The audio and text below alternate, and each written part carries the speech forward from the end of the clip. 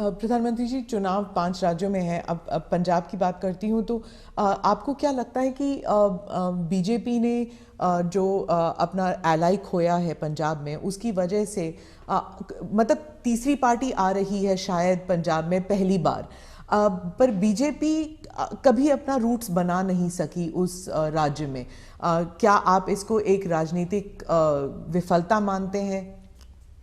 मैं समझता हूं कि मेरी पार्टी के जो वरिष्ठ नेताओं ने उस समय जो नीतियां बनाई, जो रणनीतियां बनाई, वो उस समय के लिए बहुत अनिवार्य थी और उसके कारण पंजाब की एकता, पंजाब के अंदर फिर से एक बार शांति का माहौल बने, पंजाब खून खराबे से बाहर निकले। और मैं मानता हूं कि भारतीय जनता पार्टी ने अपने राजनीतिक स्वार्थ के बजाय पंजाब का हित सुप्रीम माना और उसने राजनीतिक जो भी कॉम्प्रोमाइज करने की आवश्यकता थी किया। वो बहुत जरूरी था, इसलिए किया। हम पंजाब को खून खराबे से बाहर निकालना चाहते थे, हम पंजाब को शांति देना चाहते थे और उसके लिए अगर बीजेपी का नुकसान होता है तो होने देंगे, ये हमने होने दिया। बीजेपी तब भी पनप सकती थी, लेकिन हमारे लिए जरूरी था कि हम उस रास्ते पर चले जिसके कारण हम यहाँ पर सुख शांति का माहौल बनाने में हम बहुत बड़ा पॉजिटिव योगदान दे सके, और वो हमने किया और पंजाब को बाहर निकालना भी उस संकट से बाहर आए।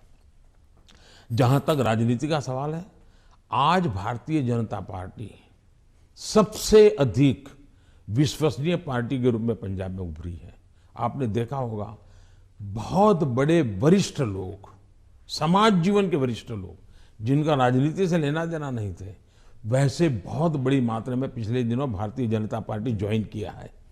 फिर जो राजनीति के बहुत बड़े महारथी हैं, ऐसे लोगों ने भी अपने पुराने दल छोड़ करके भारतीय जनता पार्टी, टिकट दे या ना दे, लेकिन भारतीय जनता पार्टी पंजाब के स्थिरता के लिए, पंजाब के विकास के लिए, पंजाब की शांति के लिए बहुत जरूरी है और इसलिए पंजाब में भारतीय जनता पार्टी का शासन बनना चाहिए। आज पंजाब से आवाज उठी है और इसलिए है हम आगे बढ़े हैं। आज 2 दल भारतीय जनता पार्टी के साथ जुड़ गए हैं। कैप्टन साहब और ढींडसा साहब बहुत पुराने लोग हैं जो राजनीति के वहाँ महारथी रहे, 3-3 दशक तक, जिन्होंने वहाँ की राजनीति को दिशा दी है। ये लोग आज भारतीय जनता पार्टी को पसंद कर रहे हैं और इसलिए मैं मानता हूँ कि भारतीय जनता पार्टी पहले की तुलना में बहुत ही यशस्वी होगी। पंजाब के लोगों के जो एस्पिरेशंस, कई कारणों से हमने भी शायद कॉम्प्रोमाइज कर करके अपनी पार्टी का नुकसान किया, हो सकता है कुछ लोगों का भी हुआ होगा, लेकिन अब जब हम खुल करके आए हैं तो उनका भी हौसला बुलंद हो गया। जो लोग दबे हुए रहे थे वो भी खुल करके हमारे साथ आए हैं। हमने किसान को डायरेक्ट बेनिफिट के लिए हम अड़े रहे, हमने कैप्टन साहब को समझाया, कैप्टन साहब हमारे साथ थे, उस समय वो मुख्यमंत्री थे, सहमत हुए और किसान को डायरेक्ट बेनिफिट ट्रांसफर हमने किया पंजाब में उसकी खेत की। तो मैं 1000 से ज्यादा वीडियो निकली है, 1000 से ज्यादा सोशल मीडिया में, 1-1 मिनट की वीडियो में देख रहा था, मैंने भी कभी 10-12 तो देखी होगी।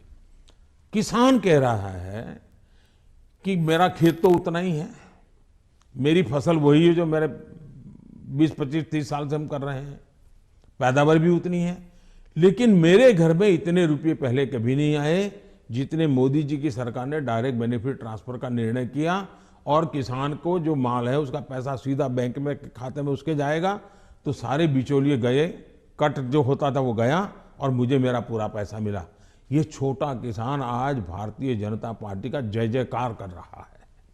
जी, आप जब गए थे पंजाब तो आपका काफिला ब्रिज पे अटक गया था और आपने किसी ऑफिशियल को कहा कि आपने चीफ मिनिस्टर को कही है मैं जिंदा वापस जा रहा हूँ। बहुत सारी इन्वेस्टिगेशन भी चल रही है सिक्योरिटी को लेकर, लेकिन उस वक्त आपको कैसे महसूस हुआ था, क्योंकि आप पंजाब से पता नहीं कब से जुड़े हुए हैं? मैं इस पूरे नॉर्थ से पार्ट से मेरा बहुत निकट नाता रहा है। मैं पंजाब में बहुत रहा हूँ, मैं पंजाब की मेरा बड़ा नाता रहा है। मैं मेरी पार्टी का काम वहाँ करता था। मैं पंजाब के लोगों की जो वीरता है ना, मैंने देखी है। पंजाब के लोगों के दिल को मैं जानता हूँ। मैं आपको एक उदाहरण बताता हूँ। मैं अपनी पार्टी का काम करता था, उस समय तो ये आतंकवाद बड़ी एकदम हालत बड़ी ख़राब थी। शाम के बाद कोई निकल नहीं पाता था और मैं शायद मोगा में थे या तरन तारण में था, मुझे याद नहीं है आज, और मुझे अगले स्टेशन पे जाना था। लेकिन कार्यक्रम के कारण देर हो गई। मैं और मेरे ड्राइवर दो ही थे, हम निकले और दुर्भाग्य से हमारी गाड़ी खराब हो गई रास्ते में। तो हम कोशिश कर रहे थे लेकिन गाड़ी चल नहीं रही थी। तो उस वक्त एक पुरानी एम्बेसडर मेरे पास थी, धक्के भी लगाए, कोशिश की। तो खेत में 2-3 लोग थे, सरदार थे, वो दौड़ते हुए आए। उन्होंने भी धक्के लगाने में मदद की लेकिन गाड़ी नहीं चली। फिर हमने कहा भाई नज़दीक से हमें कोई मैकेनिक मिलेगा कि नहीं मिलेगा। तो साहब यहाँ तो अभी तो कोई मिलेगा नहीं, बहुत दूर दूर है।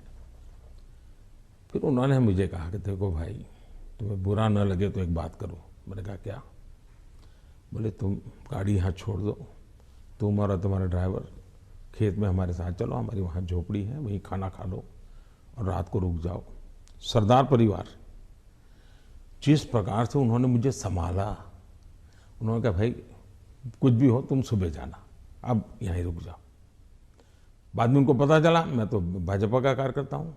वो कहा ठीक है भाई, तुम भाजपा के हो, कुछ भी हो, तुम आज रात मेरे यहाँ रुको। मैं हैरान हूँ जी, खेत में उन्होंने अपनी जो छोटी सी जगह होती है उसमें रखा, मेरा खान पान की व्यवस्था की, और सुबह उनका बेटा जाकर के एक मैकेनिक को ले आया, गाड़ी ठीक की। और मैंने पंजाब का ये दिल देखा है जी, इन सरदारों के भावों को जानता हूँ मैं इतने। और मेरे तो गुजरात में, मेरे कच्छ में अंदर इतने मेरे परिवार हैं सरदार। मैंने जब लखपत में गुरुद्वारा का भूकंप में नुकसान हुआ था, मैं वहाँ गया देखने के लिए, मुझे बड़ा दर्द हुआ। तो मैं ऐसे ऐसे कारीगरों को लाया राजस्थान वगैरह बाहर से कि वैसा ही मुझे गुरुद्वारा बना के दो जो गुरु नानक देव जी के जहाँ चरण पड़े थे, बनाया दोबारा। आज कच्छ के अंदर जो हमारे सरदार परिवार है, बहुत बड़ी मात्रा में है, खेती करते हैं। जब वो इसका बात का वर्णन, उनकी आंखों में से आंसू आ जाता है जी। और मैं अभी कुछ दिन पहले भी एक वर्चुअल मीटिंग में मैंने उस गुरुद्वारा में सबसे बात की, मेरा इतना लगाव रहा है जी। आपने देखा होगा, एक किताब है पढ़ने जैसी है सरकार की, शायद अंग्रेजों के ज़माने में जी भी सिख कौम के लिए नहीं हुआ है। अंग्रेजों के ज़माने में, कांग्रेस के ज़माने में तो हुआ ही नहीं है। ऐसे अनेक काम मैंने देश के कल्याण के लिए, हमारे सिख भाइयों की वीरता का सम्मान करने के लिए किए हैं। और मुझे गर्व है, चुनाव की जगह पर है, लेकिन मैं मानता हूँ ये मेरे देश के वीर जवान हैं, मेरे देश के सच्चे किसान हैं, उनके कल्याण के लिए मैं जितना कर सकूँगा मैं करता रहूँगा। तो क्या उस दिन आपको ऐसे लगा कि ये राजनीतिक आंदोलन था इसलिए ऐसे हुआ? ऐसा है कि इस विषय में मैंने पूरी तरह मौन रखा हुआ है,